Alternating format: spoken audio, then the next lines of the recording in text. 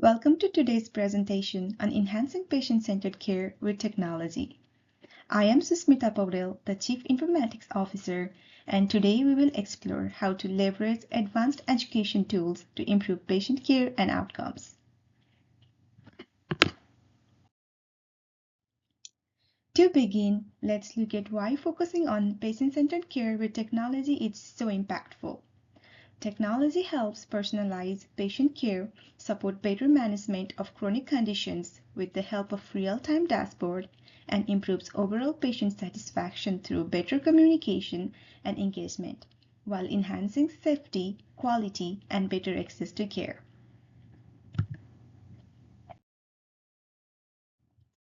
So our learning objectives designed to be specific, measurable, achievable, and relevant. We aim to train staff on using AI and patient portal tools to improve personalized care, teach best practices in digital communications for enhancing patient experience. Our success will be measured by how well the participants demonstrate proficiency in digital tools through simulations and interactive scenarios, and how well they would be able to use AI supports personalized care.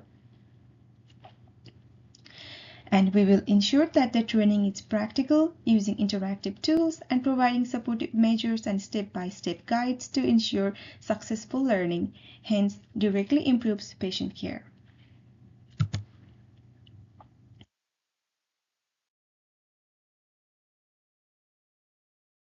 We will use a mix of instructional method to ensure effective learning.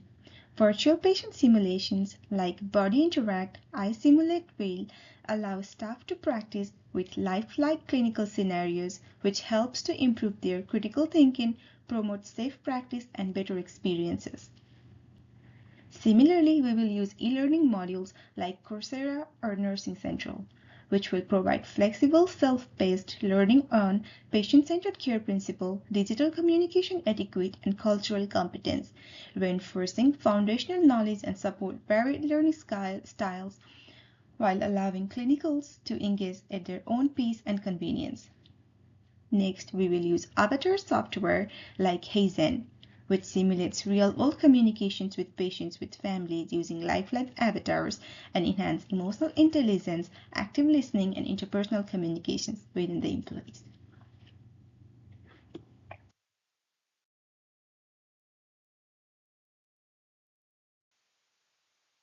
So, we have several resources at our disposal, including existing LMS, integration platform, IT, and instructional design team, for smooth implementations and troubleshooting any problems that happen during the process. However, we will need additional resources such as VR headset for on-site training, lab licenses for VR simulations modules, and clinical mentors for debriefing sessions.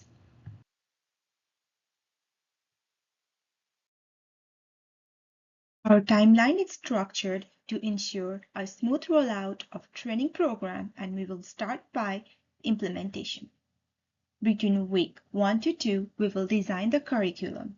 This is the planning phase where the learning content is developed. We will define specific learning objectives, map out modules, and align topics with patient-centered technology strategies.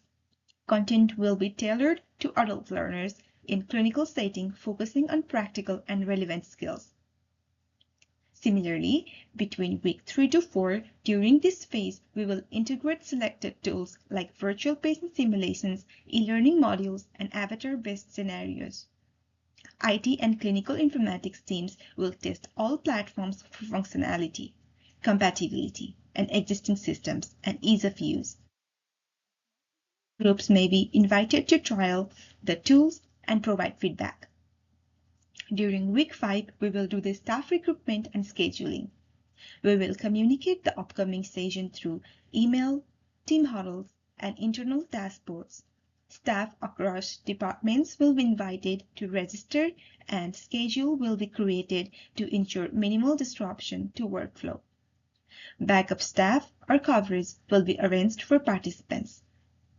During week 6, a small group of learners, for example, one unit or department, will go through the training first. This allows us to gather feedback, monitor engagement, and make any needed adjustment to content or technology. So our last week would be week 8, where we will do the full rollout. Training is launched system-wide across all 11 acute care locations and 25 clinics. Continuous support will be provided via IT and education teams to troubleshoot any issues. Ongoing data collection begins for evaluation of learning outcomes and impact on patient care. To recruit participants, we will partner with department managers and offer CEU credits as incentives. For communications, we will use the intranet, email, newsletter, and break room flyers. If needed, our contingency plan includes online alternatives like Articulate 360 and a flexible training timeline.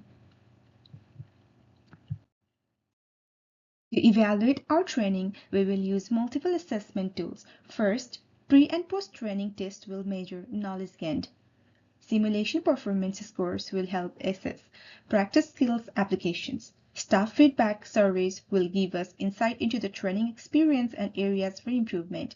Lastly, we will track patient satisfaction through HCA-SPS data to see if the training impacts patient participations and perception of care.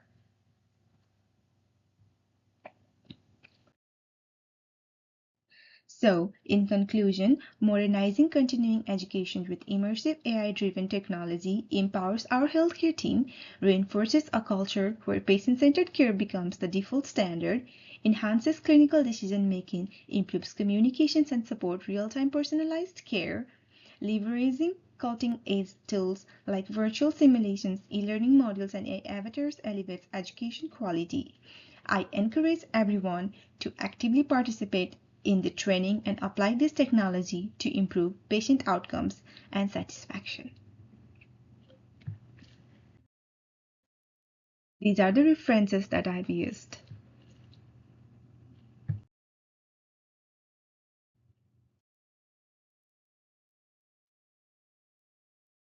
Right, if you have any questions or need further information, please feel free to reach out to me directly. My contact details are provided on the slide. Thank you for your attention and have a good day.